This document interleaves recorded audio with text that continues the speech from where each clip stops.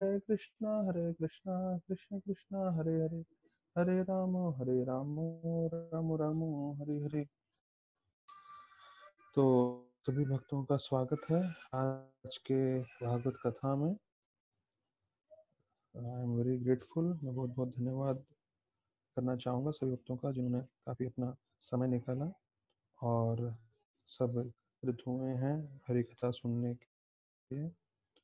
तो कल हम लोग ने 18 अध्याय समाप्त किया और 18 अध्याय में हम लोग ने जो आखिरी के 2-3 श्लोक थे वो हमने चर्चा किए थे।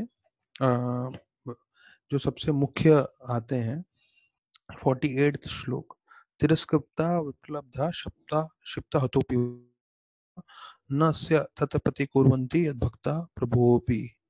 तो उसमें बोलते हैं अगर भक्तों के साथ 6 चीजें बताए जाते हैं कि अगर भक्तों के साथ कोई उनका अपमान करता है, कोई उनको धोखा देता है, कोई उनको श्राप देता है, कोई उनको परेशान करता है, कोई उनको जो है लापरवाही से उनका साथ व्यवहार करता है, यहाँ तक कि कोई उनको मार देता है, तो कभी वो प्रतिकार नहीं करते। तो ये बहुत ऊंचा स्तर है, पर हमें ये चीज मान के चलना है। ये चीज हम भागवतम सिर्फ हमारे एंटरटेनमेंट के लिए नहीं सुन रहे, हम ये भागवतम इसलिए सुन रहे हैं कि इन सब चीजों को हम अपने जीवन में उतार सकें, हम भागवत के हिसाब से अपना जीवन व्यतीत कर सकें। जो हम सीख रहे हैं ये हमारे पूरे जीवन भर के लिए हमें इसको पालन करना है। वो अलग बात है हमारे अनर्थों के कारण हम पालन नहीं कर पाएंगे, लेकिन हमें समझना चाहिए कि क्या सही है। जैसे अंग्रेजी में बोलते हैं ट्रू नॉर्थ। जब कोई जहाज को जाना होता है समुद्र में तो उसको मालूम होता है कि कंपास के हिसाब से किस दिशा में जाना है। तो हमें मालूम होना चाहिए कि हमारा प्रतिक्रिया हर परिस्थिति में कैसे होनी चाहिए। हमारे साथ कभी भी कुछ भी हो जीवन में, हमें कभी कंप्लेन नहीं करना चाहिए, हमें कभी किसी को दोष नहीं दिखाना चाहिए। जैसे हम अभी इन कथाओं में सुन रहे हैं कैसे धर्मराज जो बैल के रूप में है वो बोलते हैं कि कृष्ण की इच्छा से कुछ मेरे साथ हो रहा है, सामने वाले व्यक्ति तो सिर्फ निमित्त, ही इज जस्ट इंस्ट्रूमेंट। वो चीज राधानाथ महाराज भी बताते हैं कि अगर समझ लीजिए आपको कोई आके जो है चेक दे के जाता है, पोस्टमैन, हाँ आपको कोई चेक दे के जाता है, तो चेक दे के जाता है इसका मतलब नहीं कि वो पोस्टमैन आपको इतना पैसा दे रहा है। हाँ किसी ने आपको कितने रुपए का चेक दिया होगा, तो वो तो सिर्फ एक मार्ग है, एक एक बोलते हैं ना इंस्ट्रूमेंट है। तो आप उसको खुश होके बहुत ज्यादा पैसा नहीं दोगे, हाँ बख्शीश दे सकते हो वो ठीक है, लेकिन आप जानते हो कि इससे पैसा नहीं आ रहा है मुझे, ये तो सिर्फ वाया मीडिया है, ये तो सिर्फ देने के लिए आया है। वैसे ही अगर कोई आपको आके ऐसा कुछ बता देता है कहीं कुछ नुकसान हो गया है तो आप उसकी पिटाई नहीं कर सकते, क्यों? क्योंकि वो तो सिर्फ आपको खबर दे रहा है। तो कहने का मतलब है कि ये जो पोस्टमैन है या जो भी है, दे आर जस्ट इंस्ट्रूमेंट। अर्थात हमारे जीवन में जो कुछ भी हो रहा है वो हमें समझना है कि हर परिस्थिति में ये सिर्फ व्यक्ति जो है आ, वो सिर्फ इंस्ट्रूमेंट है। और वास्तविक रूप में जो है हमें समझना है अच्छे से कि हमें सहनशील रहना है और भक्तिमय तरीके से पूरा अपना जो है मन लगा के रखना है हर परिस्थिति में। अच्छा, दूसरों के लिए हो रहा हो, कोई इंसल्ट कर रहा है, कोई अपमान कर रहा है, कोई आक्रमण कर रहा है, तो वैष्णव के लिए, भक्तों के लिए हमें प्रतिकार करना चाहिए, हमें बदला लेना चाहिए। तो ये पूरी तरह से बताया गया है। और फिर जो है 49 और 50 श्लोक जो है कल हमने चर्चा कर लिया था, पर ये मैं आपको 49 वर्ष का प्रभुपाद जो बता रहे हैं तात्पर्य में, वो मैंने कल चर्चा नहीं किया था, वो बता रहा हूँ आपको। Actually it was the desire of the Lord. देखिए कुछ भी होता है भगवान की इच्छा से होता है। तो भक्तों को एक चीज मानना है जो मुझे भी सीखने मिला है, क्योंकि मैं इतने विस्तार पूर्वक पढ़ाई कर रहा हूँ आप लोग को चर्चा करने के लिए, कि हर एक चीज भक्तों के जीवन में ब्लेसिंग्स है, अर्थात आशीर्वाद है। बाहर की दुनिया के हिसाब से अगर कुछ भी आएगा तो उसको शायद वो लोग बोलेंगे नहीं ये आशीर्वाद नहीं है, या उनको लगेगा ये तो बहुत बुरा हुआ है। नहीं, भागवत के दृष्टिकोण से जैसे ही आप भक्ति में जुड़ जाते हो, क्योंकि भगवान पूरी तरह से हस्तक्षेप करते हैं, हमें कर्मों के हिसाब से चीज़ें नहीं मिलती। भगवान का जो है अ, हस्ताक्षेप के कारण जो है हमें ये सब जो भी है हमें प्रतिक्रिया मिलती है, तो एवरीथिंग इज़ अ ब्लेसिंग, सब कुछ आशीर्वाद है। देखिए, ये सुनने के बाद हमें कितना मन शांत हो रहा है कि हाँ, जो भी हो रहा है भगवान का आशीर्वाद है हमारे जीवन में। कुछ मुश्किल भी हो रहा है, वो मुश्किल क्यों हो रहा है? जिससे हम भक्ति ज़्यादा से कर सकें। हमारा उद्देश्य क्या है? हर परिस्थिति में ज़्यादा से ज़्यादा भक्ति करना। हम कभी नहीं करते हैं तो भगवान हमारे जीवन में ऐसी परिस्थिति खड़ी कर देते हैं, जिससे हम और तीव्रता से भक्ति करें। कल मैं ब्रह्मचारी से बात कर रहा था, तो वो बोल रहे हैं कि ये ज़ूम के द्वारा वास्तविक रूप में क्या हो रहा है? सब भक्तों को आश्रय मिल रहा है, सब भक्त कनेक्ट हो रहे हैं। तो ये बहुत ज़रूरी चीज़ है कि हम मंदिर से के साथ, भक्तों के साथ कनेक्शन बनाए रखें।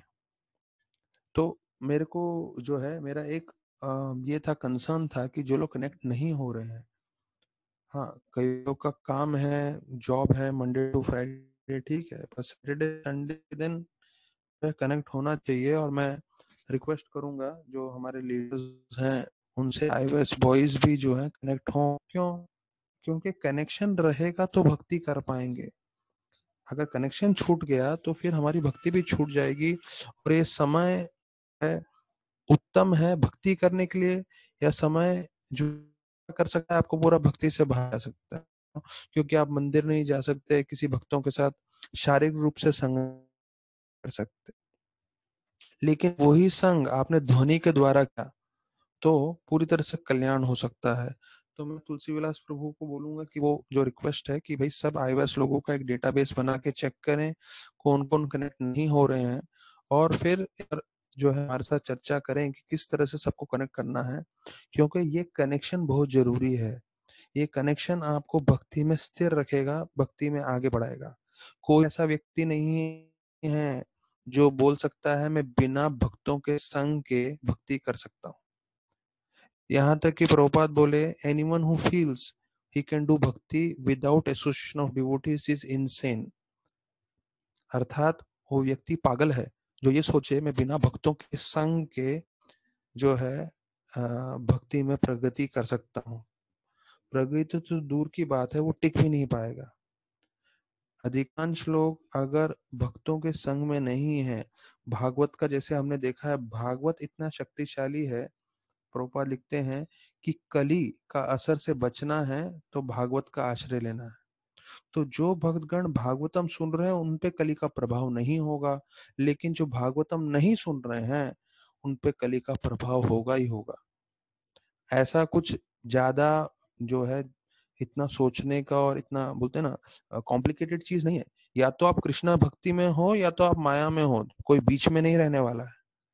तो जो समय निकाल के आतुरता से ध्यान लगा के जितना भक्ति कर रहे हैं उससे वो कृष्ण में रहेंगे। नहीं तो अगर ये बंद कर दिया तो आराम से आप माया के प्रभाव में चले जाओगे। और आज के तारीख में माया बहुत शक्तिशाली है, बहुत प्रबल है। तो अननोन रूप भी बोलते हैं। अभी इसमें अगर आप संस्कृत के श्लोकों में देखने जाओगे तो उन उसमें एक एक श्लोक आता है जिसमें अदो श्रद्धा तथा साधु संग तथा भजन क्रिया अनर्थ निवृत्ति स्यात् निष्ठा रुचि आसक्ति भाव प्रेम, ये सब संस्कृत के श्लोकों में आता है। तो जो आम भक्त हैं जो इतना संस्कृत में और इतना सब विस्तार पूर्वक नहीं समझ पाते हैं, तो उनका एक शब्द है, ये मतलब जो भक्ति का प्रगति है भक्ति रसामृत सिंधु में जो बताया गया है वो मैंने श्लोक बताया। पर जो एक सरल भक्त है, जो आम भक्त है, वो क्या समझता है कि जब भी मैं श्रवण करता हूँ मुझे क्या मिल रहा है? शेल्टर मिल रहा है, मुझे आश्रय मिल रहा है। तो जब आप श्रवणम छोड़ देते हो तो आप जो है अपना खुद का शेल्टर हटा रहे हो, आप खुद का अपना आश्रय जो आपको शेल्टर मिल रहा है, आपको प्रोटेक्शन मिल रहा है, वो आप हटा रहे हो। तो ये बहुत जरूरी है आपके लिए और मेरे लिए, क्योंकि मैं भी भागवतम का आश्रय ले रहा हूँ और मुझे भी जो है अच्छे से भक्ति करनी है। और आप लोगों को भी कली के प्रभाव से बच के रहना है और हमें ज़्यादा से ज़्यादा लोगों को भक्ति से जोड़ना है। तो उसके लिए अति आवश्यक है कि हम भागवतम का श्रवण करें। तो यहाँ पे प्रभुपाद जी 49 श्लोक में बता रहे हैं कि मानो ऐसा लगा कि परीक्षित महाराज को श्राप हुआ और श्रृंगी ने श्राप दिया, शमिक ऋषि के ऊपर उन्होंने सांप डाला। पर प्रभुपाद इतना एक वाक्य बोल रहे हैं यहाँ पे 49 श्लोक में, although it was the desire of the Lord, मतलब ये सब भगवान की इच्छा थी। इसलिए महाराज परीक्षित, शमिक ऋषि और Shringi were all instrumental in fulfilling Lord's desire, सारे के सारे निमित्त बने भगवान की इच्छा पूर्ति करने के लिए। So none of them were put into difficulty. तो देखिए ये सबसे मुख्य चीज है, कोई भी जो है मुश्किल परिस्थिति में नहीं पड़ा। भले वो शमिक ऋषि हैं, भले वो श्रृंगी है उनका बेटा जिन्होंने श्राप दिया, या भले ही आप बोले महाराज परीक्षित जिनको 7 दिन में ये श्राप मिला था कि उनका अंत हो जाएगा। प्रभुपाद बोल रहे हैं so none of them were put into difficulty. क्यों? क्योंकि सबके सब कृष्ण से जुड़े हुए थे, कृष्ण के निमित्त बन के कार्य कर रहे थे। तो बाहरी रूप से देखने से समझ में आता है कि ऐसा परिस्थिति है, ये है नहीं, ये सब भगवान का आशीर्वाद है। और फिर ये जो अंतिम श्लोक हमने कल चर्चा किया, पारस सद्वलोके परिद्वंद्वेश योगिता न व्यथन्ति न हृष्यांति यथा आत्मा अनुग्रह गुणाश्रय न व्यथन्ति न हृष्यन्ति। मैंने पहले स्कंद भागवतम में जितने दिन चर्चा हो रहे हैं उसमें एक बार पहले भी कहा कि गीता में भगवान कृष्ण ने पहले अर्जुन को सबसे पहला शिक्षण ये दिया कि आप शरीर नहीं आत्मा है, 12वें 13वें श्लोक में। और पहले उनको ये बताया कि सबसे पहला शिक्षण यही था कि भाई आप शरीर नहीं आत्मा है, क्योंकि आत्मा के स्तर पे ही भक्ति हो सकती है। अगर आप सिर्फ शरीर समझें तो फिर भक्ति का इतना संबंध नहीं आता। और उसके बाद सबसे पहला 14वें श्लोक में आता है मात्रा स्पर्शास्तु कौन्तेय शीतोष्ण सुख दुखदा, कि सुख और दुख आएंगे, जैसे गर्मी और ठंडी का वातावरण आएगा, हमें सहनशील बनना है, हमें विचलित नहीं होना है और भक्ति करना है। ये मैंने आपको तब बताया था। और हम के जो है हर भाग में, हर स्कंद में ये चीज से आएगा। ये स्वयं भगवान बोल रहे हैं। अर्जुन को पहले बताया उन्होंने गीता में, कि वही चीज भागवत में कि हमें सहनशील होना है। यहाँ बताया न व्यथिन्ति न हृष्यन्ति, ना ही दुखी होना है ना ही हर्षोल्लासित होना है। तो प्रभुपाद लिखते हैं हर्षोल्लासित और दुखी कब होते हैं? ये दोनों तीनों गुणों के अधीन है, सत्व रजो तमो गुण में। इन भक्त होता है वो इन तीनों गुणों के परे होता है, क्योंकि वो शुद्ध भक्ति में लगा है। तो वो ना हर्षोल्लासित होता है ना दुखी होता है। अर्थात भक्ति में आप हर्षोल्लासित हो सकते हो, लेकिन जो भौतिक कार्य हो रहे हैं तो उससे ज्यादा विचलित नहीं होना चाहिए।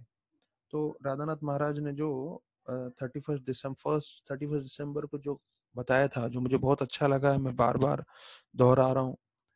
महाराज बोले मतलब कोरोना वायरस का तब पता भी नहीं था जब 31 दिसंबर हुआ था, और अभी हम जो है मई महीने में बैठे हैं, 11 तारीख है और पूरी दुनिया इसके लपेटे में है। महाराज ने बोला कि हमारा उद्देश्य क्लियर रहना चाहिए। हमारा उद्देश्य क्या है? हमें जो है शुद्ध भक्ति करनी है। हमारा एक ही जो है मन में रहना चाहिए कि हमें शुद्ध भक्ति की ओर जाना है, अग्रसर होना है। हाँ, हमारे में कमियां हैं, हमारे में अनर्थ हैं, एक भक्त नम्रता से इसको स्वीकार करता है, लेकिन उसके साथ साथ वो जितना हो सके पूरी तरह से मेहनत करना चाहता है इन अनर्थों को निकालने के लिए और भगवान को प्रसन्न करने के लिए, भगवान की भक्ति करके। तो महाराज बता रहे थे कि कैसे, ये मैं महाभारत से आपको जोड़ रहा हूँ। अर्जुन को सिर्फ एक ही चीज दिख रहा था, क्या? वो है वो जो पंछी जो लगा के रखा था पेड़ पे, उसकी आंख। द्रोणाचार्य ने बोला हाँ, आप तीर छोड़ सकते हो। क्यों? क्योंकि आपका मन एक ही जगह पे पूरी तरह से फोकस्ड है। तो उसी प्रकार से हमारा मन जो है एक ही जगह फोकस होना चाहिए। हाँ, भक्ति करना है कोई भी परिस्थिति हो। महाराज बोले हमें सब ये सब हैंडल करना पड़ेगा। हम इस भौतिक जगत में हमें अपने शरीर को हैंडल करना पड़ेगा। हमें जितनी भी हमारे आसपास की जो वातावरण है, उसमें जो भी परिस्थिति आ रही है, हमारे परिवार वाले हैं, हमारा फाइनेंस है, हमारे हेल्थ इश्यूज हैं, हमें सब हैंडल करना पड़ेगा। लेकिन हमारा गोल सेम रहना चाहिए कि इन सबको हैंडल करते हुए हम इन सब से कैरिड अवे नहीं हो जाने चाहिए। हमारा फोकस बने रहना चाहिए, वो है शुद्ध भक्ति और भक्तों की सेवा और भक्ति में प्रगति। तो ये चीज मैं चाहूंगा कि सारे भक्तगण ध्यान से इसको अपने मन में उतारें और अपने जीवन में जो है पूरी तरह से उसको लागू करें। आगे भविष्य में कैसे भी वातावरण चलता रहेगा, हमें कुछ उस पर कंट्रोल नहीं है, पर हमारा ये फोकस बने रखना चाहिए और भक्ति करते रहना चाहिए। तो उसका एक फायदा और होगा कि कृष्ण भगवान की कृपा रहेगी, जिससे हम जो है उनकी छत्र छाया में जो है प्रगति कर पाएंगे।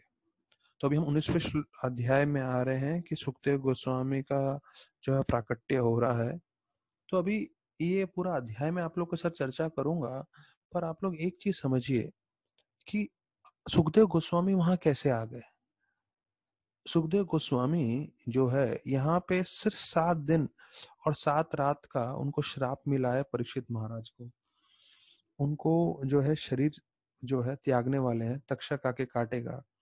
और ऐसा कोई सिस्टम था नहीं जैसे कोई जो है साधु उनको जाके बताए सुखदेव गोस्वामी को कि अरे महाराज परीक्षित का ऐसा होने वाला है।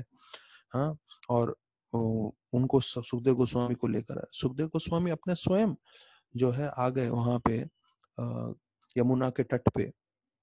तो ये जो बात है वो भक्तों को समझना है कि कैसे भगवान हस्तक्षेप करते हैं हर कार्य में। भगवान देखिए कैसे भगवान ने प्रबंध किया कि मेरे शुद्ध भक्त महाराज परीक्षित का अंतिम समय आ रहा है। तो ऐसे शुद्ध भक्त के अंतिम समय में उनको पूरी तरह से कृष्ण भावनामृत होना चाहिए, कृष्ण कथा सुनने चाहिए। इसलिए मैं किसको भेज रहा हूँ, मेरे प्रतिनिधि को सुखदेव गोस्वामी को भेज रहा हूँ। तो भगवान ये प्रबंध करते हैं। तो बतलाया जाता है जैसे आप हाईवे पे जा रहे हैं, भगवान न करे किसी का एक्सीडेंट हो जाए और किसी की टांग टूट जाए और पीछे वाली गाड़ी में देखते हैं एक ऑर्थोपेडिक सर्जन आ जाते हैं और वो तुरंत पट्टी वट्टी करके पूरी तरह से जो है करा देते हैं। तो आप बोले ये कैसे हो गया, ये भगवान का जो है प्रबंध है। तो उसी प्रकार से ये भगवान का प्रबंध था, कैसे सुखदेव गोस्वामी उसी जगह पे पहुंच गए, हाँ, जहाँ पे उनकी सबसे ज्यादा आवश्यकता थी। तो अभी इसमें 4 भाग हैं इस अध्याय में कि पहला 7 श्लोकों में आता है कि परीक्षित महाराज जो हैं वो बहुत दुखी, उनको दुखी हो रहे हैं कि मैंने बड़ा गलत कार्य किया, मैंने शमक ऋषि का अपमान किया। और वो सोच रहे हैं कि किसी तरह से मैं जो है जो भी मेरे पे श्राप आ जाए, जिससे मैं इस गलत कार्य से जो है मेरा शुद्धिकरण हो। तो उसके बारे में वर्णन करते हैं। फिर 8 से 24 श्लोकों में वर्णन आता है कि कैसे महाराज परीक्षित जो है संतों के सामने पूरी तरह से शरणागत हो जाते हैं। फिर 25 से 28 श्लोक में आता है सुखदेव गोस्वामी वहां पे सभा में आते हैं। और 29 से 40 29 to 40 श्लोकों में आता है कि कैसे महाराज परीक्षित कृतज्ञ हैं और वो सुखदेव गोस्वामी से प्रश्न कर रहे हैं। तो ये 4 प्रमुख विभाग हैं इस अध्याय के। और हम पहले श्लोक से चर्चा चालू करते हैं।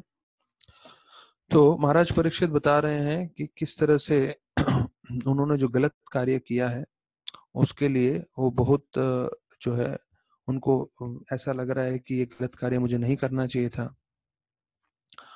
विशेष रूप से ब्राह्मण के तरफ। तो प्रभुपाद लिखते हैं कि ये एक शुद्ध भक्त के लक्षण है, जब भी कोई गलत कार्य होता है तो उनको प्रायश्चित होता है। तो महाराज परीक्षित को पूरी तरह से प्रायश्चित हो रहा था, ये जो है पहले श्लोक में वर्णन किया गया है। तो प्रभुपाद लिखते हैं तात्पर्य में, such repentance delivers a devotee from all kinds of sins accidentally committed. तो अगर हमने गलती से कोई पाप कार्य कर दिए हों तो उस पाप कार्य से हमें पूरी तरह से मुक्ति मिल सकती है अगर हम प्रायश्चित कर का भाव हो तो एक भक्त को समझना है अगर हमसे कुछ भी गलती हो तो हमें तुरंत प्रायश्चित करना चाहिए। तो राधानाथ महाराज के साथ मैं पर्सनली एक बार मीटिंग में था, वो महाराज मेरे को डायरेक्टली इंस्ट्रक्शन दे रहे थे उनके कमरे में। महाराज बोले जब भी कोई भक्त से गलती होती है उसको 3 चीज ध्यान रखना है। पहला, जस्टिफाई नहीं करना है। जस्टिफाई मतलब ये नहीं बोलना है कि महाराज या अपने आप से कि नहीं मैं क्या कर सकता हूँ, ये तो अ, इनका दोष था, उनका दोष था, या इसके कारण हुआ, उसके कारण हुआ। तो उसको जो है छुपाने की कोशिश करके नहीं, छुपाने की कोशिश नहीं करना चाहिए, जस्टिफाई नहीं करना चाहिए। दूसरा, महाराज बोले कभी भी वो गलती रिपीट नहीं करना है। एक बार गलती हो गई, पहला चीज ये बताए महाराज कि उसके बारे में सफाई नहीं देना है। ये नहीं बोलना है कि इसके कारण हुआ, उसके कारण हुआ। आप पूरी जिम्मेदारी लें, हाँ गलती हुई है, ठीक है, मेरे कारण हुई है, पहला। दूसरा, आपको गलती दोहराना नहीं है कभी भी। और तीसरा, आपको जो है उस गलती वापस से नहीं दोहराएं, उसके लिए आपको परिश्रम करना है। You have to rectify. तो महाराज बोले don't justify, don't repeat and rectify. ये तीन चीज महाराज ने पर्सनली मुझे बताया था कि हमेशा ध्यान रखिए गलतियां होगी, लेकिन उस गलती का बारे में सफाई न दें। दूसरा, आप उसको वापस से गलती दोहराइए मत। ये तो कई बार मेरे को बताया था, मतलब आश्रम में श्यामानंद प्रभु जो प्रेसिडेंट थे बोले गलती करो, लेकिन हर बार नई गलती करो, पुरानी गलती मत दोहराओ। पुरानी गलती एक बार हो गई, उससे सीख ले लो और वापस से रिपीट नहीं होना चाहिए वो गलती। और तीसरा, अगर हमसे गलती हो रही है तो उसको सुधारने के लिए मेहनत करो। हाँ, ज्यादा माला करो, क्योंकि हरिनाम में शक्ति है। अगर हम समय दे के माला करेंगे तो अपने आप जो है हमारा जो है शुद्धिकरण होगा, हम वापस से नहीं दोहराएंगे। तो ये बहुत जरूरी है। फिर महाराज परीक्षित जो हैं अपने विचार विमर्श कर रहे हैं दूसरे और तीसरे श्लोक में। ओ, अभी क्या बोल रहे हैं, प्रायश्चित के रूप में बोल रहे हैं कि मेरे पे बड़े से बड़ी मुश्किल आ जाए, क्यों? क्योंकि मैंने धर्म का पालन नहीं किया। और वो बोलते हैं वो आने के कारण क्या होगा, ऐसे मेरे पे विपत्ति आएगी तो मैं वापस से ऐसा अपराध नहीं करूंगा ब्राह्मण वर्ग पे। तो प्रभुपाद लिखते हैं imminent calamity to fall on him not on his family members. तो ये प्रभुपाद जी बतला रहे हैं कि महाराज परीक्षित का ये प्रार्थना था कि मेरे पे मुसीबत आए, मेरे पे जो है तकलीफ आए, पर मेरे परिवार वालों पे नहीं आए। तो प्रभुपाद बोलते हैं कि अगर कोई व्यक्ति गलत कार्य करता है तो उससे उसके परिवार वालों पे भी असर होता है। तो ये नहीं सोचना चाहिए कि अगर मैं कुछ पाप कर रहा हूं तो मेरे परिवार वाले भाग्यधारी नहीं है। नहीं, हमारे परिवार वालों पे भी हमारे पाप कर्मों का भाग लगता है। यहाँ तक कि प्रभुपाद लिखते हैं उसी प्रकार से जैसे आप पे पाप कर्मों का भाग लगता है, वैसे ही अगर आप भक्ति करते हैं तो भक्ति का भी फल जो है हमारे परिवार वालों को लगता है। तो प्रभुपाद अंतिम लाइन में बोलते हैं दूसरे श्लोक के, a devotee son in the family is the greatest boon और ब्लेसिंग ऑफ द लॉर्ड। अगर किसी परिवार में एक पुत्र भक्त बन जाए तो वो परिवार के लिए बहुत बड़ा आशीर्वाद है, क्योंकि उसके भक्ति करने से पूरे परिवार वालों को थोड़ा जो है आध्यात्मिक उन्नति होगी, आध्यात्मिक फल मिलेगा। तो जो लोग सुन रहे हैं उनको ये नहीं सोचना चाहिए अरे देखो मैं भक्ति कर रहा हूँ, मेरे कारण सबको जो है फल मिलेगा। पर ये श्लोक में हमें ध्यान से समझना है, क्योंकि मैंने इतने सालों के प्रवचन में सुना नहीं था ये बात कि हम जो कार्य करते हैं उससे हमारे परिवार वालों पे भी जो है पाप या पुण्य का असर होता है। हाँ, भक्ति का असर होता है ये सुना था, पर पाप का भी असर होता है। और महाराज परीक्षित चाह रहे थे मेरे परिवार वालों को पे असर ना हो, सिर्फ मेरे पे असर हो।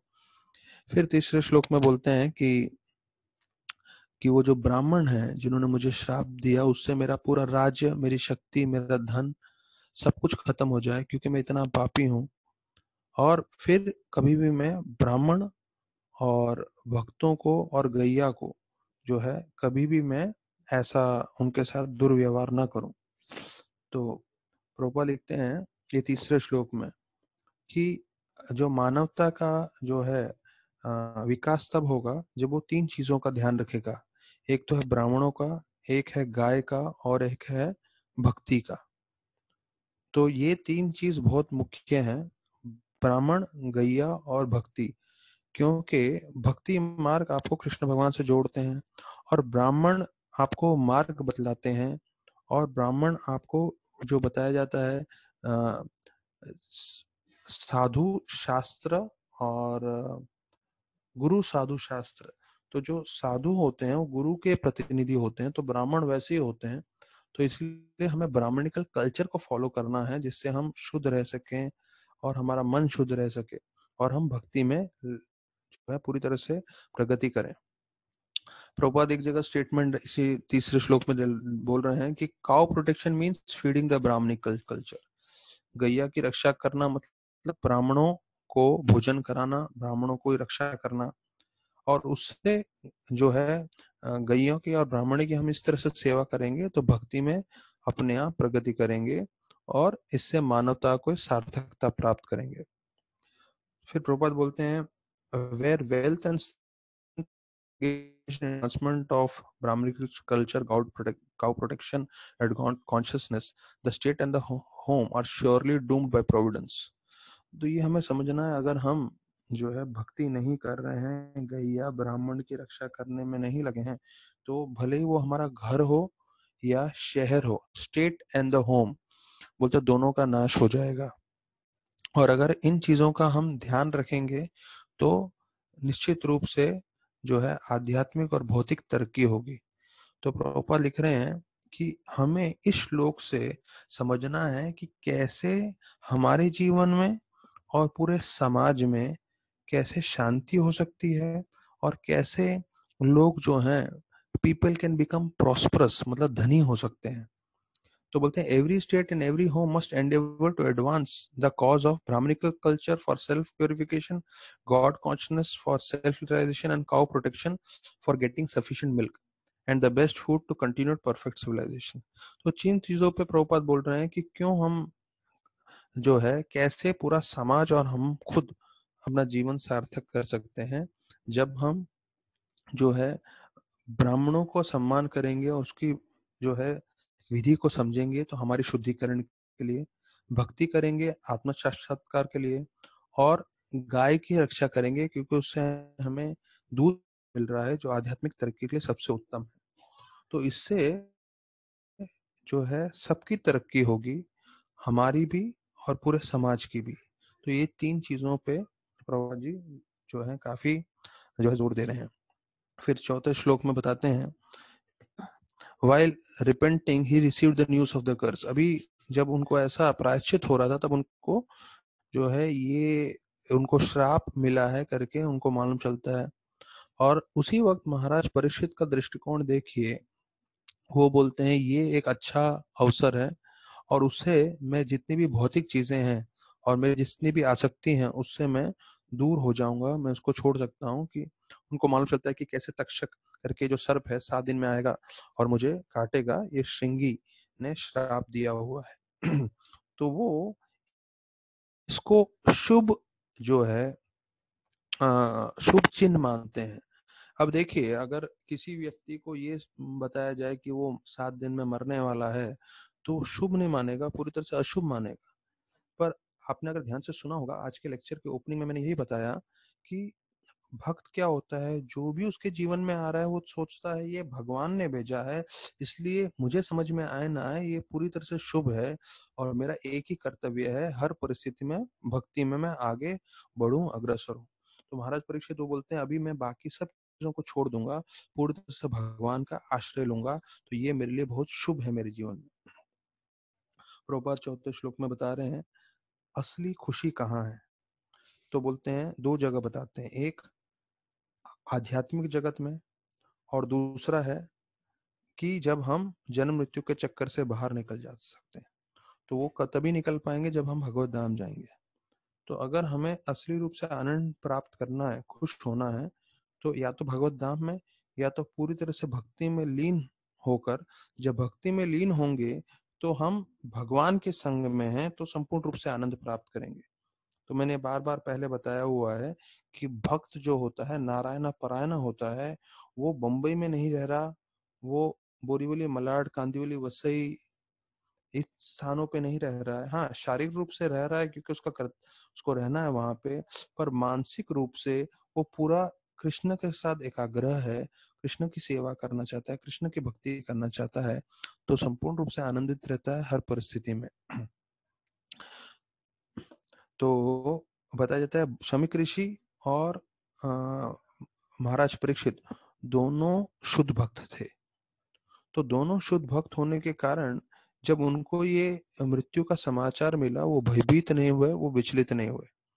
तो बोलते हैं महाराज परीक्षित खुद जा सकते थे इस मुनि के पास और उनको माफी मांग सकते थे, लेकिन उनको बताया जाता है, इस तरह से ये बताया गया कि मेरे पुत्र ने श्राप दे दिया है और उसके लिए मैं क्षमा याचना चाहता हूँ और उसके कारण जो है आपका मृत्यु होने वाला है। तो जिस तरह से शमीक ऋषि ने महाराज परीक्षित को ये बात बताई, वो बात सुन के वो इतने जो है समझे कि उनको पहले ही इतना बुरा लगा है, तो मैं और जाऊंगा उनके पास क्षमा मांगने के लिए तो उनको शर्मिंदा उनको होना पड़ेगा, इसलिए मैं उनके पास नहीं जा रहा हूँ। तो प्रभुपाद बोलते हैं परीक्षित महाराज बहुत भाग्यशाली थे, उन्हें 7 दिन मिला था। हम जैसे जो आम जीव हैं, हमें कभी नहीं मालूम चलने वाला है हमें कितने दिन मिलने वाले हैं। इसलिए हमें चाहिए कि हमें हमेशा तैयारी करना चाहिए, हर एक दिन ऐसे हमें व्यतीत करना चाहिए जिससे हम पूरी तरह से भक्तिमय हों और जो है भगवान का आश्रय लेते हुए एक एक दिन में जो है अपना निर्वाह करना चाहिए। तो जैसे मैं बताया हुआ हूँ पहले भी, शरणागति जो भगवान कृष्ण भगवान गीता में बोलते हैं, अहम त्वाम सर्व पापेभ्यो मोक्षामि मा च सर्वधर्म परित्यज्य माम एकम शरणं व्रज। आप शरणागति हो रहे हो तो ऐसा नहीं कि बुढ़ापे में शरणागति हो, रोज सुबह को निश्चित रूप से उठते ही सोचना है, आज मुझे कल से ज्यादा शरणागत होना है, आज मुझे कल से ज्यादा भक्ति करनी है। तो लोग बोलते हैं, मैंने एक इसमें पढ़ा था, अगर आप अपने जीवन में ऐसा चीज चाहते हो जो कभी हुआ नहीं है, अगर आप अपने जीवन में ऐसा चीज चाहते हो जो कभी हुआ नहीं है, तो ऐसा कार्य करना चालू करो जो आपने किया नहीं है। अर्थात आप भगवान की असीम कृपा चाहते हो, तो अगर आपको असीम कृपा चाहिए तो उसी तरह से आपको भक्ति करनी पड़ेगी, आपको उसी तरह से मेहनत करना पड़ेगा। जब आप वो करेंगे तो आपको जो है भगवान की विशेष कृपा मिलेगी। तो यहाँ पे ये जो 5वां श्लोक है, इसमें 5वें पे, हाँ तो चौथे में ही है। चौथे श्लोक में प्रभुपाद बता रहे हैं, India should better follow the example of Maharaj Parikshit. ये पूरे भारतवर्ष के लिए प्रभुपाद बोल रहे हैं, बोल रहे हैं भारतवर्ष को पूरा कि महाराज परीक्षित का उदाहरण फॉलो करना चाहिए और बाकी सब जो विदेश के देश हैं उनका हमें अनुकरण नहीं करना चाहिए, जिनके पास कोई जो है ज्ञान नहीं है भगवत धाम जाने के लिए। तो देखिए भगवत धाम जाना ही जीवन का परम उद्देश्य है और महाराज परीक्षित को मालूम था और महाराज परीक्षित ने पूरा राज को संभाला, पूरा पृथ्वी के राजा थे और अंतिम समय में जब आया उनका मृत्यु की घोषणा, तो तुरंत वो सब कुछ त्याग करके भक्ति भाव में पूरी तरह से लीन हो गए। तो प्रभुपाद बोल रहे हैं भारत को, पूरे भारतवर्ष को महाराज परीक्षित का अनुकरण करना चाहिए, विदेश भक्तों का नहीं जिनको कुछ ज्ञान नहीं है। फिर बोल रहे हैं कि क्योंकि भारतवर्ष में जो है भक्ति की ग्लानि हुई है, इसी कारण जो है पूरे भारत में और पूरे जो है विश्व भर में जो है इतने सारे विकट परिस्थितियां आ गई हैं। प्रभुपाद इसके आखिरी 4th श्लोक के आखिरी लाइन में बोलते हैं कि duration of the ideals of Indians civilisation, कि भारतीयों में भक्ति की ग्लानि हुई है, उसके कारण जो है पूरे भारतवर्ष में जो है मुश्किलें ग्लानि हुई है और पूरे विश्व भर में। देखिए भारत जो है आध्यात्म का हब है, आध्यात्म की पूरी शक्ति भारत में है और अभी भारतीयों के पे निर्भर है वो कैसे भक्ति को पूरी तरह से अपने जीवन में उतारते हैं और अपने अपने खुद के आचरण से और प्रचार करके जितने लोगों को जो है भक्ति में जोड़ते हैं, तो उससे उनके जीवन में बदलाव आएगा और दूसरे लोगों के जीवन में बदलाव आएगा, पूरे भारतवर्ष में बदलाव आएगा और पूरे विश्व भर में बदलाव आएगा। आज की तारीख में 70% इस्कॉन का पावर इंडिया में है। 70%। सोचिए कितना बड़ा फिगर है ये। 30% पूरे विश्व भर में है और 70% इंडिया में है आज, एज ऑन टुडे 2020 में। तो सबसे बड़ा हब, जैसे बोलते हैं ना सिलिकॉन वैली इसका हब है, या दूसरा चीज, अलग अलग चीजों का हब है, स्पिरिचुअलिटी का सबसे ज्यादा पावर वो आज की तारीख में भारत में है। और अभी सब भारतीयों पे है कि वो कितना ध्यान पूर्वक इसको लेते हैं, अपने जीवन में परिवर्तन करते हैं और दूसरों को मदद करते हैं परिवर्तन करने के लिए। फिर 5वें श्लोक में बोलते हैं कि महाराज परीक्षित जो है उनको निश्चित रूप से मालूम था उनको क्या करना है, मतलब भक्ति करके भगवत धाम प्राप्त करना है।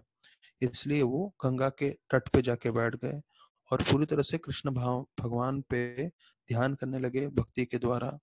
और उन्होंने समझ लिया कि यही सबसे सर्वोत्तम तरीका है अभी जीवन का समाप्त करने का, और दूसरे कोई चीजों में मुझे ध्यान नहीं देना और दूसरे कोई कार्य में भी मुझे ध्यान नहीं देना करके प्रभुपाद जी वर्णन करते हैं।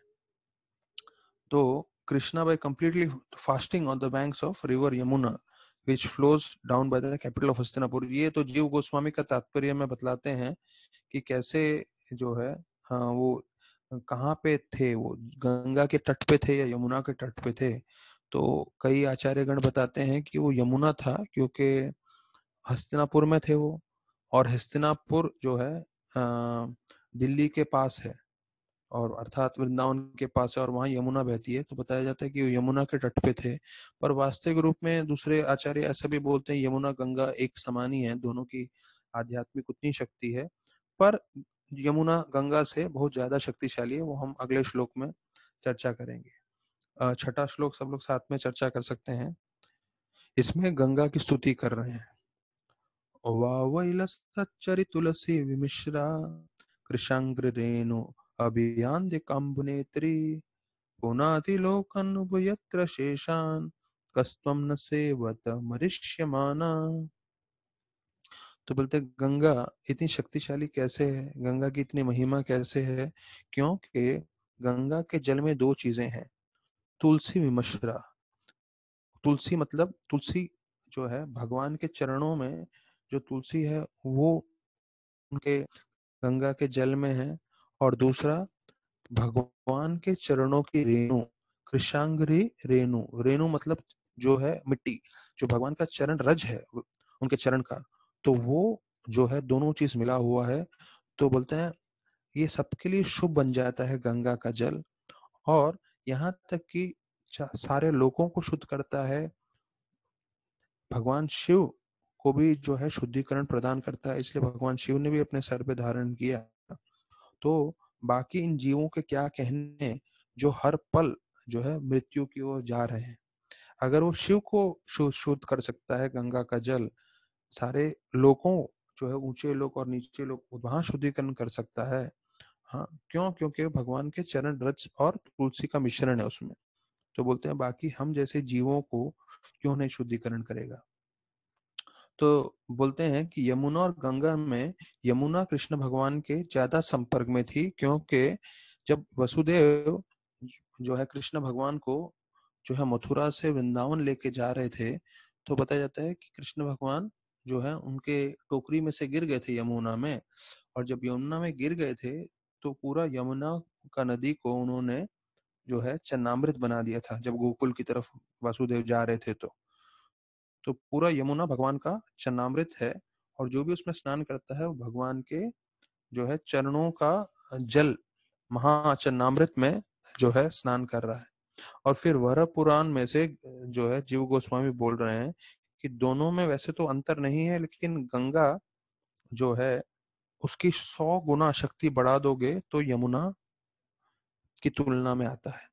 मतलब गंगा मल्टीप्लाइड बाय 100 टाइम्स। ये प्रभुपाद जी छठे श्लोक के तात्पर्य में बोल रहे हैं, जिनको चाहिए तो जाके उसमें ध्यान से पढ़ सकते हैं कि वह पुराण के हिसाब से जीव गोस्वामी बोल रहे हैं कि गंगा की शक्ति आप जो है 100 गुना बढ़ा दोगे तो वो यमुना का जो है यमुना की तुलना में समान में आती है। तो प्रभुपाद बोलते हैं कि अंतिम में इसके छठे श्लोक में कि जैसे 1000 विष्णु के नाम मतलब एक राम के नाम के बराबर है और 3 राम के नाम एक कृष्ण के नाम के बराबर है। हमें पहले दिनों में चर्चा किया हुआ है कि कैसे कितनी बार आप जप कर रहे हो तो कितना उसका शक्ति बढ़ जाता है। तो ये छठा श्लोक का वर्णन है। और उन्होंने 7वें श्लोक में वर्णन करते हैं कि कैसे उन्होंने मन बना लिया था परीक्षित महाराज ने कि वो पूरे जो है अंतिम 7 दिनों तक वो पूरी तरह से निर्जल करके फास्टिंग करेंगे, जिससे वो पूरी आसक्ति से उनका मन हट जाए और मुकुंद कृष्ण भगवान के ऊपर पूरी तरह से वो मन एकाग्र करें। तो अभी जो है तो उसमें अंतिम श्लोक में फिर बता रहे हैं कि अगर भक्ति करते समय गलती से हमारे से कोई पाप हो जाए, गलती से, हाँ, ये बार बार प्रभुपाद जी ने अलग अलग जगह पे बताया है, आपने जानबूझ करके पाप किया हो नहीं, अगर गलती से कोई पाप हो जाए तो कृष्ण भगवान इतने शक्तिशाली हैं और भक्ति मार्ग इतना शक्तिशाली है कि आपको शुद्धिकरण कर देगा। तो हमें चाहिए कि हम भक्ति में लगे रहें, चाहे कुछ भी हो हमारे जीवन में। तो अभी बताया जाता है 8वां श्लोक में कि कैसे वहां पे जो है अलग अलग जो है भक्तगण आते हैं। All the great mind thinkers accompanied by the disciples sages who could verily sanctify place of religion just by the presence arrived there on the plea of making pilgrim journey। तो सब जो साधु थे वो वहां पे एकत्रित हो गए। क्यों? क्योंकि उनको सबको मालूम चल गया कि महाराज परीक्षित शरीर त्यागने वाले हैं और सुखदेव गोस्वामी वहां पे भागवतम की जो है कथा करेंगे। तो सब जो संत थे पूरे विश्व भर से वहां पहुंच गए। क्यों? क्योंकि उनको भागवत सुनना था। तो बोलते हैं वो स्वयं में इतने शक्तिशाली साधु संत थे, इतने शक्तिशाली भक्त थे कि वो कहीं भी किसी भी जगह को जाके तीर्थ स्थान में बदल सकते हैं। पर ऐसे शक्तिशाली साधु और संत भी भागवतम का श्रवण करते हैं। तो देखिए हमें मौका मिला है भागवतम श्रवण करने का, भागवतम बोलने का। तो ये जो है भागवतम पूरे पृथ्वी के सबसे उत्तम से उत्तम भक्त की भी इच्छा रहती है श्रवण करने की। तो वास्तविक रूप में बताया जाता है उनका एक ही उद्देश्य था, भागवतम सुनना। क्योंकि इस श्लोक में बताया गया है कि वो इस बहाने से निकले कि वो जो है किसी तीर्थ स्थान पे जा रहे हैं। पर प्रभुपाद लिखते हैं भक्त इतने शक्तिशाली होते हैं, जैसे हमने विदुर की कथा में सुना जब धृतराष्ट्र क्विट्स होम 13वें अध्याय में था कि तीर्थ भूता स्वयं विभो तीर्थ कुर्वन्ति तीर्थानि स्वंतस्तेन गदावता, कि जो शुद्ध भक्त होता है वो स्वयं में तीर्थ है। कोई उसके संग में रहेगा तो वो तीर्थ में स्नान कर रहा है, तीर्थ का उसको पूरा जो है फल मिलता है, क्योंकि शुद्ध भक्त तीर्थ के समान है, पहला। और दूसरा, जहां ये शुद्ध भक्त जाता है उस जगह को तीर्थ बना देता है। क्यों? क्योंकि स्वांतस्तेन गदावता, वो संपूर्ण रूप से कृष्ण के बारे में स्मरण कर रहा है, कृष्ण की भक्ति कर रहा है, कृष्ण की सेवा कर रहा है। तो ये शुद्ध भक्त की शक्ति होती है। तो सब यहाँ पे अंतिम में इसमें लिख रहे हैं कि because they could see foresee that Srimad Bhagavatam would be spoken by Sukadeva Goswami, all of them wanted to take advantage of the great occasion। तो देखिए वही चीज मैं बता रहा हूँ कि जो हमें अवसर मिला है, जितने भी राज ऋषि थे, जितने भी देवताओं के ऋषि थे, सब एकत्रित हो रहे हैं वही भागवतम सुनने के। तो भागवतम इतना शक्तिशाली है। तो हमें हमारे जीवन में एक चीज सीखना है इस अध्याय से कि हमें भी आसक्ति भागवतम के लिए करना है। तो हो सकता था सारे ऋषि बोल सकते थे चलो मैं अपने जहां पे मैं हूं वहीं पे बैठ के 64 माला करूंगा। नहीं, सब अपना अपना भजन छोड़ के जो है शुद्ध भक्त सुखदेव गोस्वामी के मुखारविंद से भागवतम सुनने आए। अपना भजन एक है, वो करना चाहिए, लेकिन जब हमें भागवतम की कथा सुनने का मौका मिले तो उसे छोड़ना नहीं चाहिए। तो हमें यहाँ पे 1 सवा घंटा रोज मिल रहा है, तो हमें उसका अवसर उठाना चाहिए, फायदा उठाना चाहिए। ठीक है। तो हम 9वें 10वें श्लोक में जो है अनंत अनंत जो इतने ऋषिगण आए थे तो उन सब का हम वर्णन सुनेंगे। तो उससे पहले मैं आपको जो है परसों का भागवतम का एक पॉइंट बताऊंगा। सनातन गोस्वामी जो हैं वो महाप्रभु से मिलने के लिए अग्रसर होते हैं और कैसे जो जो जेल कीपर थे उसको पैसे वैसे दे के कैसे बोलते हैं कि मैं तीर्थ स्थान पे जाना चाहता हूँ। और आपको मैं 5,000 सोने के सिक्के दूंगा, आप मुझे जो है जाने दें। और बोलते हैं कि मैं तीर्थ स्थान पे जाऊंगा, आपको फायदा भी होगा और 5,000 सिक्के मैं आपको सोने के दूंगा उसके बदले में। और अगर आपको राजा पूछे तो बोलना कि वो जो है सोने के शलाखों के साथ गंगा में गिर पड़े और बह गए और उनकी मृत्यु हो गई। तो देखिए, जब वो थोड़ा आनाकानी कर रहा था जेल कीपर, तो सनातन गोस्वामी इतने तेज थे तो बोलते हैं आपको मैं 2,000 और सिक्के देता हूँ। तो 7,000 में पूरी तरह से वो मान गए। मतलब कैसे नेगोशिएशन करते हैं, कैसे आदान प्रदान करते हैं हर परिस्थिति में, और जेल में से निकल जाते हैं वो। अच्छा, जेल में से निकल जाते हैं, फिर जब वो महाप्रभु की ओर जा रहे होते हैं तो उनके साथ उनका एक शिष्य होता है ईशान, तो उनके साथ जाते हैं। तो जब जंगल में होते हैं, जंगल के रास्ते से जा रहे होते हैं, क्योंकि बाहर के रास्ते से जो है जाना थोड़ा खतरा था, क्योंकि वो जेल से भाग के निकले थे। तो बताते हैं रात को जो है संगीत की आवाज आती है और लोगों के हंसने की आवाज आती है। तो ईशान बहुत प्रसन्न हो जाता है, बोलता है अरे हम लोग इतना समय जो है अकेले अकेले घूम रहे हैं, देखियो यहाँ पे जो है कई लोग जो है गाना गा रहे हैं, मतलब कई लोग आनंद कर रहे हैं। तो सनातन गोस्वामी को बोलता है मैं जरा देख कर आऊं क्या। तो पहले सनातन गोस्वामी बोलते हैं नहीं, कोई जाने की जरूरत नहीं है वहां पे। तो बोलते हैं नहीं नहीं नहीं, मुझे जाना है करके 2-3 बार बार बार जिद करते हैं।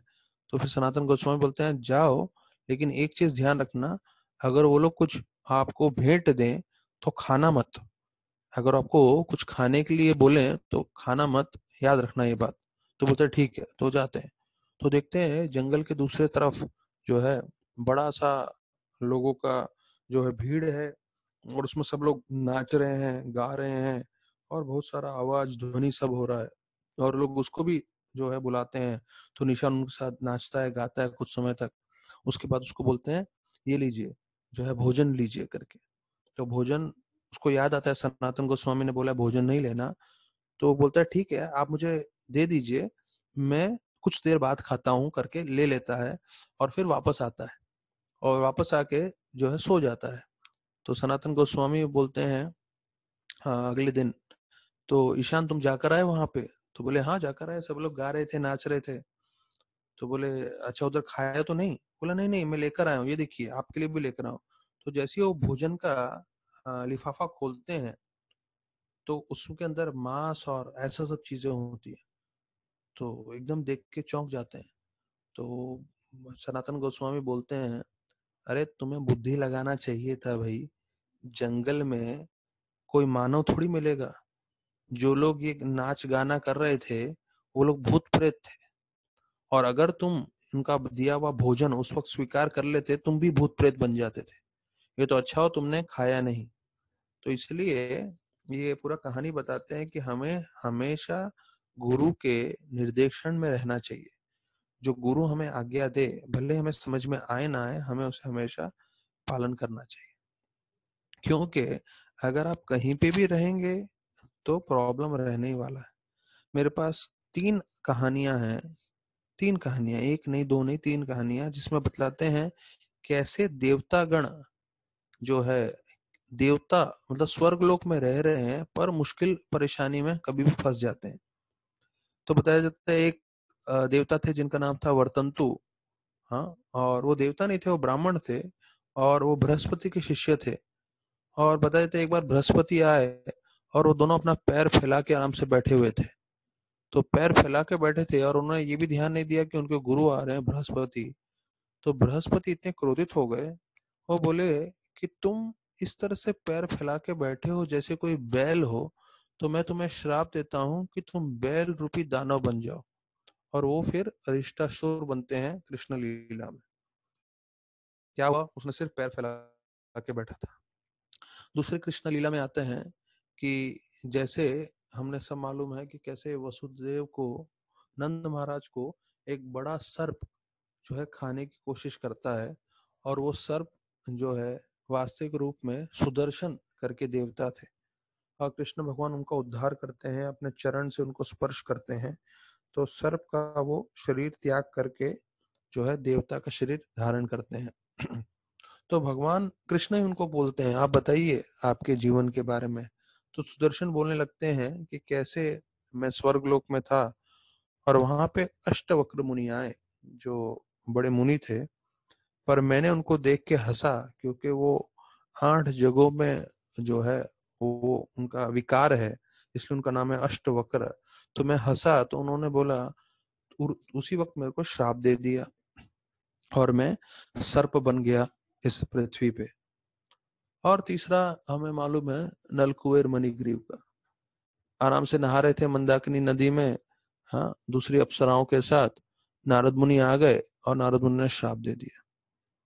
तो देखिए, हम लोग लगता है कि हम लोग भौतिक जगत में हमें बहुत प्रॉब्लम है, पर वहां देखिए स्वर्ग लोक में भी सब अलग अलग अलग तरह के परेशानी है, तकलीफ है। हाँ, भोग करने मिलता है वो अलग चीज है, लेकिन जो शुद्ध भक्त होता है उनका संग कितना शक्तिशाली होता है। अगर किसी को श्राप भी देते हैं तो श्राप देने का उद्देश्य क्या है?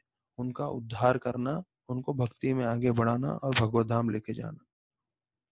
तो हमें ध्यान रखना है, हमें 3 चीज का हमेशा आश्रय लेना है: भगवान, भक्त और भक्ति। ये 3 चीज का आश्रय हमें लेना है। भगवान उन पुरुषोत्तम श्री कृष्ण, और कैसे उनका आश्रय लेना है? भक्ति करके, जो नवलता भक्ति है, श्रवणम कीर्तनम विष्णु स्मरणम, हमें मालूम है, जिसमें से मुख्य है श्रवण कीर्तन जो हम लोग कर रहे हैं। और भक्ति और भगवान का आश्रय लेने के लिए सबसे मुख्य चीज है भक्त। तो भगवान, भक्त और भक्ति, ये 3 चीज का अगर हम आश्रय लेंगे जीवन पर्यंत, तो हम जो है भगवत धाम की प्राप्ति करेंगे। तो अभी जो, क्योंकि हमको जो है भगवान से आसक्ति नहीं है, इसलिए हम भगवान की विरह को हम अनुभव ही नहीं कर पा रहे हैं। भगवान की विरह मतलब जीविर स्वरूप हो कृष्ण नित्य दास, हमारा स्वरूप है भगवान का दासत्व होना, भगवान की सेवा करना। लेकिन जो बद्ध जीव है वो सब भूल चुका है, और भूलने के कारण हमें लग ही नहीं रहा है कि हमें भगवान की भक्ति करनी चाहिए। क्यों? जैसे उदाहरण दिया जाता है, अगर आपने गुलाब जामुन खाया होगा, समझ लीजिए, एक जैसे अभी गुलाब जामुन तो छोड़िए, मैं आपको मैंगो का उदाहरण देता हूँ। तो हो सकता है बंद के कारण कई जगह पे आम नहीं मिल रहा हो, तो हो सकता है भक्त लोग बोल रहे होंगे, अरे आम नहीं मिल रहा, आम नहीं मिल रहा, तो आम की याद आ रही होगी। क्यों आम की याद आ रही है? क्योंकि हमने आम खाया हुआ है लंबे समय के लिए। हर सीजन में हम लोग मार्केट से आम उठा के लेकर आते थे, पर अभी आम नहीं मिल रहा, तो हमें आम का जो है याद आ रही है, लग रहा है अरे आम नहीं खा रहे। तो अगर आपको किसी चीज का जो है नहीं होने के कारण आपको थोड़ी उसकी याद अगर आ रही है, तो इसका मतलब पहले आपने उसका भोग किया है, आप उसके साथ आसक्त थे। तो आम की अभी इसलिए याद आ रही है क्योंकि हर साल खाते थे। उसी प्रकार से, क्योंकि हमें भगवान की जो है व्यक्तिगत, भगवान का जो है एक तरह से भगवान का कैसे कहेंगे कि हम भगवान से जुड़े हैं, पर ये चीज हम इतने सालों से, अपने जन्मों जन्मों से भूले हुए हैं, इसलिए हमें कोई फर्क ही नहीं पड़ रहा अभी। लेकिन अगर जैसे हम भक्ति, हम शुरुआत करते हैं भक्ति की, हम उसकी तरफ सेवा करना, नाम जप करना, तो धीरे धीरे धीरे धीरे वो जो है परिस्थिति जागृत होती है, जब हमको समझ में लगता है कि हम भगवान से कितने दूर हैं। और फिर हमारे मन में आता है कि अरे, हमें भगवान के निकट जाना चाहिए, भक्ति करनी चाहिए। तो 9वें और 10वें श्लोक पे अभी हम चर्चा करेंगे, जिसमें सारे सारे ऋषिगणों का वर्णन किया है। अत्रिवश, अभी सब लोग चर्चा कर सकते हैं साथ में। अत्रिर्वशिष्ठ चवन्य श्रद्धवान अरिष्ट में भृगुर अंगिरश्च प्राशोर्गदे सुत अथाह राम उत्थाय इंद्र परमेदि महामाबाहो मतेतिर्देवलारिष्टसेनो भरद्वज गौतमा पिप्लादः मैत्रेयर्वकवश्य कुंभनेर द्विपायनो भगवान नारदश्च। तो ये पहला श्लोक देखा है जहाँ पे Prabhupada word to word translation नहीं दे रहे हैं, वो बोल रहे हैं यहाँ पे सारे संतों का नाम है, अर्थी से नारद मुनि तक। तो उसका फिर अभी बताते हैं कि कैसे जो है from different parts of the universe, तो अलग अलग ऋषिगण का नाम दिया है: अत्रि, चावन्य, श्रद्धवान, अरिष्टनेमि, भृगु, वशिष्ठ, पराशर, विश्वामित्र, अंगीरा, परशुराम, उत्थाय, इंद्रप्रमाद, इदमवाहु, मेधाति, देवला, अरिष्टसेन, भरद्वाज, गौतम, पिप्लद, मैत्रेय, औरव, कवश्य, कुंभयोनि, द्वैपायन और नारद। तो देखिए कम से कम 20-25 ऋषियों का नाम लेते हैं, और प्रभुपाद बोलते हैं ये हमने भीष्मदेव जब शरीर त्यागने वाले थे उनमें भी चर्चा किया है, पर जो ऋषियों का उस समय चर्चा नहीं किया है तो उनके बारे में यहाँ वर्णन कर रहे हैं। तो एक एक ऋषि का वर्णन आ रहा है अभी। चावन्य ऋषि का बारे में बता रहे हैं कि वो भृगु मुनि के पुत्र थे, और वो समय से पहले जो है पैदा हुए थे, प्री मैच्योर बर्थ। तो पृथ्वी पे ही नहीं होता प्री मैच्योर बर्थ, ये देवतागण में भी होता है। भृगु जैसे शक्तिशाली ऋषि के पुत्र को भी ऐसा हुआ था जन्म। अभी भृगु ऋषि के बारे में बता रहे हैं कि वो ब्रह्मा जी के पुत्र हैं, और ब्रह्मा जी ने जब वरुण यज्ञ किया था, वरुण जी के लिए एक यज्ञ किया था, तो अग्नि में से उत्पन्न हुए थे भृगु ऋषि। भृगु ऋषि वही है जो कृष्णा बुक में वर्णन आता है कि संत सब बोलते हैं कौन पूर्ण पुरुषोत्तम भगवान है, तो बोलते हैं ब्रह्मा है, विष्णु है कि शिव है, तो उनकी परीक्षा करने के लिए भृगु ऋषि को भेजते हैं। और अंतिम में हमको मालूम है कि कैसे वो विष्णु भगवान की छाती पे लात मारते हैं, और विष्णु भगवान जो है उनके चरणों का मसाज करते हैं। और वहां पे जो है प्रभुपाद वो स्टेटमेंट बोलते हैं जो राधानाथ महाराज ने कई बार कोट किया है, one's greatness is estimated by one's ability to tolerate provoking situation. आपकी महानता है वो कैसे मालूम चलेगी कि विकट परिस्थिति में भी आप कितने सहनशील रह सकते हो। तो विकट परिस्थिति आने ही वाली है, अभी भी हम लोग विकट परिस्थिति में फंसे हुए हैं सब लोग, पर ऐसे में हम कितनी सहनशीलता से भक्ति करें वो हमारी पहचान है। तो बताया जाता है उनकी भार्या, उनकी बीवी का नाम था पुलोमा, और वो देवऋषि नारद के समान सब जगह घूम सकते थे, और उन्होंने भृगु संहिता नामक शास्त्र की रचना की है। और ऐसे करके भृगु जी के बारे में वर्णन आता है। फिर पराशर मुनि के बारे में आता है। पराशर मुनि हमें मालूम है व्यासदेव जी के पिता हैं, और वशिष्ठ मुनि के पोते हैं, और उनके पुत्र हैं महर्षि शक्ति, और उनके माता का नाम है अदृश्यति, ऐसे वर्णन आता है। उन्होंने पराशर मुनि, अभी जो व्यासदेव के पिता हैं, व्यासदेव के बारे में हमें काफी चीज मालूम है।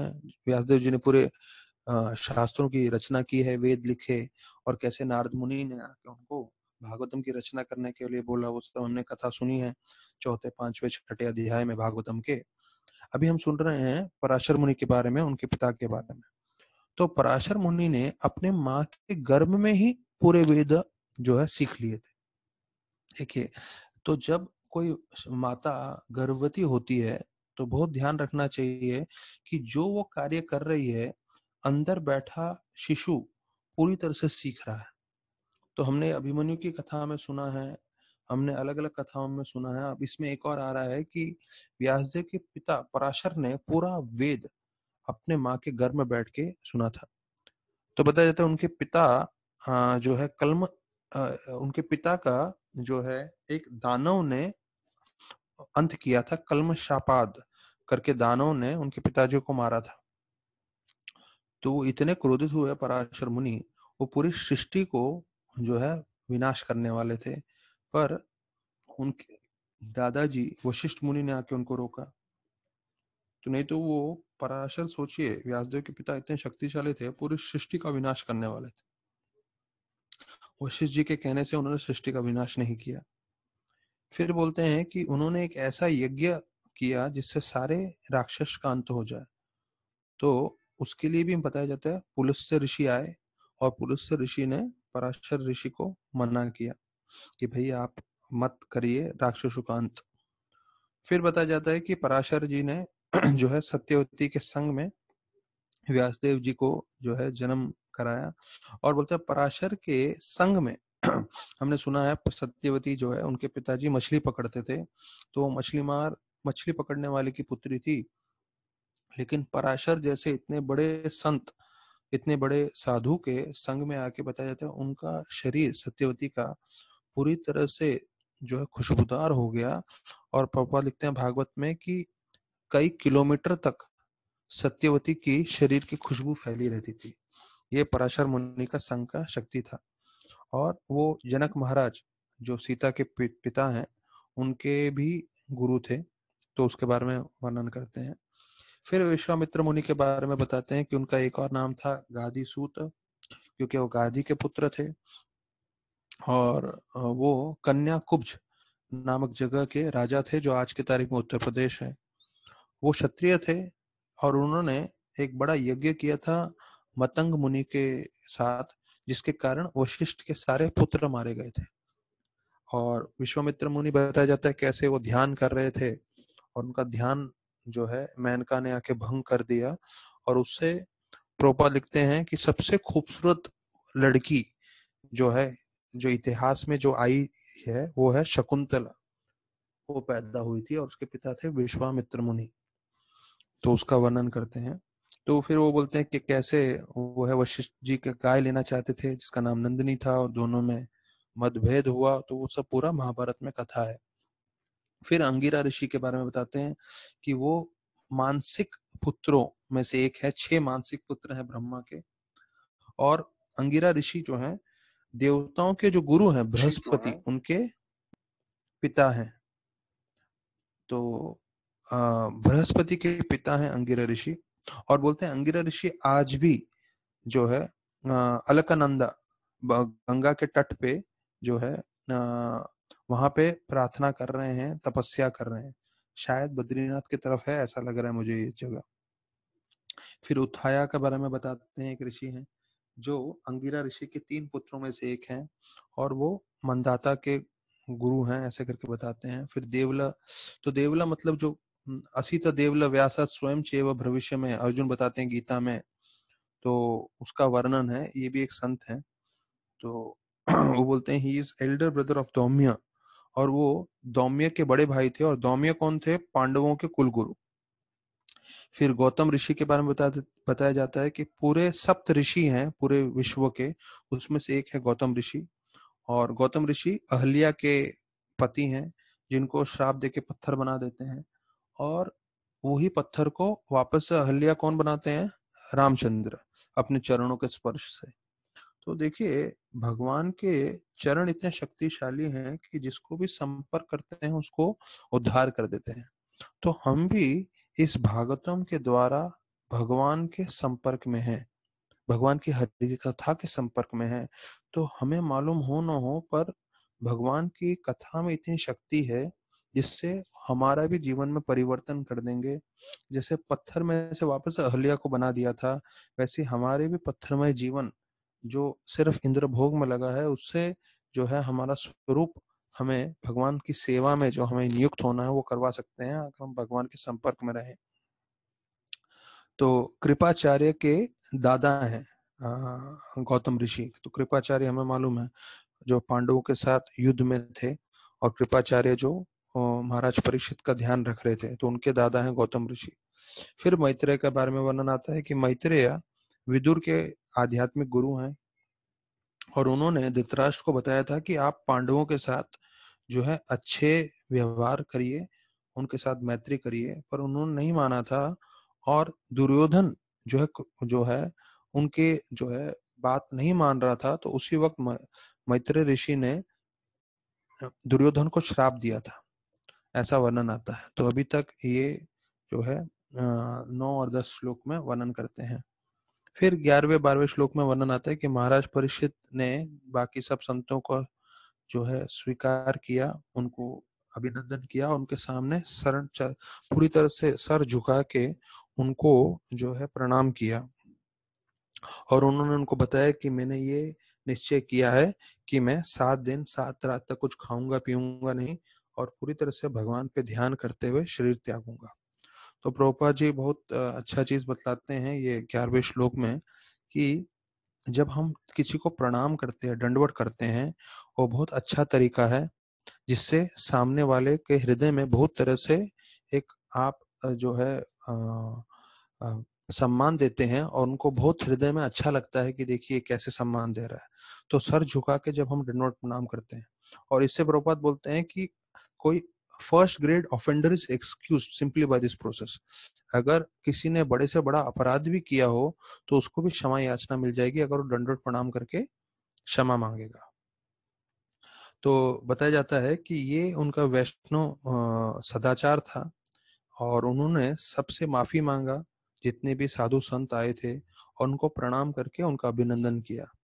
तो प्रभुपाद बोलते हैं कि अंतिम समय में हमारे जीवन के हमें ये चीज समझना चाहिए कि हमें नम्र होके सबको प्रणाम करके सबसे क्षमा याचना करनी चाहिए अपना शरीर त्यागने से पहले। तो फिर बोलते हैं परीक्षित महाराज बताते हैं कि मैं जो है पूरी तरह से निर्जल करके अपना शरीर त्यागूंगा गंगा के तट पे। तो आप लोग सब जो है मुझे आशीर्वाद दीजिए। तो आप लोग ये मैंने अपने मन में सोचा है कि मैं पूरी तरह से फास्ट करके शरीर छोड़ूं, पर आप लोग की इसके बारे में क्या राय है। तो प्रभुपाद बोलते हैं ये बहुत जरूरी है हमारे जीवन में हम जो भी डिसीजन लें वो डिसीजन साधु संतों के विचार विमर्श करके हमें लेना चाहिए। प्रभुपाद लिखते हैं any important decision however firmly fixed should be confirmed by some authority that makes the matter perfect. अर्थात हम जो भी अपने जीवन में डिसीजन लें वो साधुओं के जो है सलाह, साधुओं के द्वारा ज्ञान दिए हुए साधुओं के मदद से हमें लेना चाहिए, तो उससे हमारा सब कार्य सफल हो सकता है। तो अभी जो है 13वां श्लोक आ रहा है कि 13वां जो है 13, 14, 15, 16 ये सब प्रमुख श्लोक हैं। इन सबको जरूर सबसे मुख्य श्लोक माना गया है इस अध्याय का। तो महाराज परीक्षित जो संत आए हुए हैं जो हम लोग ने इतना 25 तक सुना है, वैसे तो अनगिनत थे वहां पे, तो उनसे प्रार्थना कर रहे हैं। तो क्या प्रार्थना कर रहे हैं वो जो है अभी हम एक एक श्लोक में चर्चा करेंगे। तो महाराज परीक्षित की नम्रता बता रहे हैं 13वें श्लोक में। तो 13वां श्लोक हम साथ में जो है चर्चा करते हैं। अहो वयम धयत आत्म निरपानाम महात्मानुग्रहान्यशील राजनम कुलम परम पाद शौचत दुराद्विषुत्तम बत घर्य कर्मा। तो बोल रहे हैं कि मैं बहुत भाग्यशाली हूँ कि आप जैसे साधु जो सबसे परम भक्त हैं वो यहाँ पर आए हैं मुझे कृपा देने के लिए। अहो वयम धन धन्यताम नृपानाम, धन्यताम मतलब मैं धन्य हो गया हूँ। हाँ, अभिनयशील आप लोग की कृपा प्राप्त करके आप जैसे महात्मा आए हैं।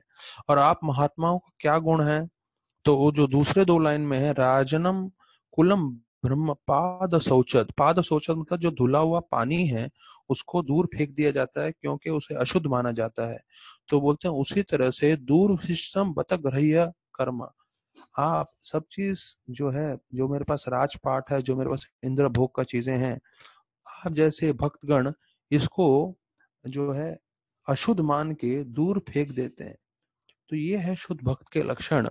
जिस ऐश्वर्य के पीछे पूरी दुनिया भाग रही है, पर जो शुद्ध भक्त होता है उसको जो है उसको अपने पास आने नहीं देता, उसको अपने से दूर रखता है। क्यों? क्योंकि उसको मालूम है ये चीज हमें भक्ति से दूर ले जा सकता है।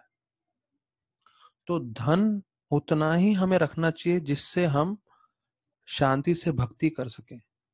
अगर अधिक मात्रा में धन हो जो हमारा मन विचलित करे और हमें भक्ति से दूर ले जाए, ऐसा धन ऐसा ऐश्वर्य कुछ काम का नहीं। तो कुंती महारानी का वही श्लोक है ना, जन्म ऐश्वर्य श्रुति शिविर एदामान वदपुमान, कि जिनके पास धन होता है खूबसूरती होती है वो भक्ति नहीं कर पाते हैं क्योंकि वो इससे इतने प्रभावित हो जाते हैं। तो इससे अच्छा तो ये है कि हमारे पास धन न हो, हमारे पास खूबसूरती न हो, हमारे पास इतना ज्ञान न हो जिससे हम जो है इतने अहंकारी बन जाएं और हमारा जीवन का असली उद्देश्य क्या है वो है भक्ति करना, वो हम भूल जाएं। तो ये 13वें श्लोक में बतलाते हैं। तो प्रभुपाद बोलते हैं मल मूत्र और पैर का धुला हुआ पानी जो है दूर जगह पे रखना चाहिए। तो बोलते हैं प्रभुपाद कि आज की तारीख में हमारे घर में बाथरूम और टॉयलेट्स हैं, पर ये हमें बहुत अच्छा लग रहा है कि हमारे वन फ्लैट के अंदर है, पर वास्तविक रूप में जो वैदिक संप्रदाय में होता था उस समय ये सब चीजें अलग रहती थी, साथ में नहीं रहता था, क्योंकि इस सबको जो है अशुद्ध माना गया है। फिर प्रभुपाद बोलते हैं कि चैतन्य महाप्रभु भी बताते हैं कि कोई राजा है, या कोई धनी व्यक्ति है, उसके साथ संग करना मतलब आत्महत्या करने के बराबर है। जो भक्त भगवत धाम जाना चाहते हैं तो उनको इन सब विषयी लोगों से दूर रहना चाहिए, और इंद्रभोगी जो लोग होते हैं उससे दूर रहना चाहिए, नहीं तो वो आत्महत्या करने के बराबर है, अर्थात वो आपको भक्ति से दूर लेके जाएंगे। हम्म। तो मुझे बता रहे थे कि एक भक्त राधानाथ महाराज हैं, उनकी इतनी भक्ति है, उनकी इतनी शक्ति है कि वो अनिल अग्रवाल, यश बिरला, अंबानी, पिरामल्स ऐसे बड़े बड़े लोगों को संभाल सकते हैं। अगर हम जैसे कोई भक्त उनके पास जाएंगे, क्योंकि उनके भी कर्मा है जिनके कारण वो इतने शक्तिशाली हैं। तो अगर हम जैसे भक्त ऐसे बड़े बड़े लोगों का संग करेंगे, तो जैसे बताया जाता है, एक सिंपल प्रिंसिपल है, हमारा भक्ति की तरफ आकर्षण और ऐसे बड़े बड़े लोगों का जो है इनके धन के प्रति आकर्षण, या इनके जो ऐश्वर्य है उसके प्रति आकर्षण, तो दोनों की अगर तुलना की जाएगी तो जिसकी ज्यादा आकर्षण है तो वो व्यक्ति उसको उसकी तरफ खींच लेगा। तो अगर हम लोग जाएंगे ऐसे लोगों को प्रचार करने के लिए, तो इनके पास इतना धन है, इतना ऐश्वर्य है, हाँ, तो हो सकता है कि हमारा उतना आकर्षण भगवान की तरफ न हो जितना इनका आकर्षण धन के प्रति है। तो हो सकता है कि हम उनसे प्रभावित होकर हम उनकी तरफ खींचे चले जाएं। तो इसलिए बोल रहे हैं, इतने बड़े बड़े लोगों को प्रचार करना इतना आसान नहीं है। अगर आप पूरी तरह से भक्ति में एकाग्र हैं और आपका मन बिल्कुल विचलित नहीं होने वाला इतने बड़े ऐश्वर्य से, तो आप कर सकते हैं। नहीं तो महाप्रभु बोल रहे हैं इस श्लोक में, जिनको चाहिए लिख सकते हैं, 13वें श्लोक का वर्णन है कि आत्महत्या करने के बराबर है, क्योंकि हो सकता है आप ऐसे लोगों के संग में रह के आपका मन बदल जाए, भक्ति करने की जगह आप भी इंद्र भोग में लग जाओ। तो बहुत ध्यान पूर्वक आपका संग करना चाहिए। तो ये 13वां श्लोक है। अभी 14, 15 श्लोक, 16 श्लोक भी बहुत महत्वपूर्ण है, तो कल हम उसका विस्तार में चर्चा करेंगे। तो सभी भक्तों से विनती है कि ये आखिरी अध्याय है, इसके बाद हम सेकंड कैंटो भागवतम स्टार्ट करेंगे। तो इस लॉकडाउन में जो है, बाकी कुछ अच्छा हो ना हो, पर कम से कम हमारे बीच में हमने फर्स्ट कैंटो भागवतम पूरा चर्चा कर लिया। तो मैं विशेष रूप से आप सभी भक्तों का धन्यवाद देना चाहूंगा कि आप लोग अपना समय निकाल के श्रवण कर रहे हैं, जिसके कारण मुझे भी मौका मिल रहा है थोड़ा कथा करने का। तो हम लोग कल ठीक 4 बजे वापस से एकत्रित होंगे जूम चैनल पे और कथा सुनेंगे। बहुत बहुत धन्यवाद। हरे कृष्ण।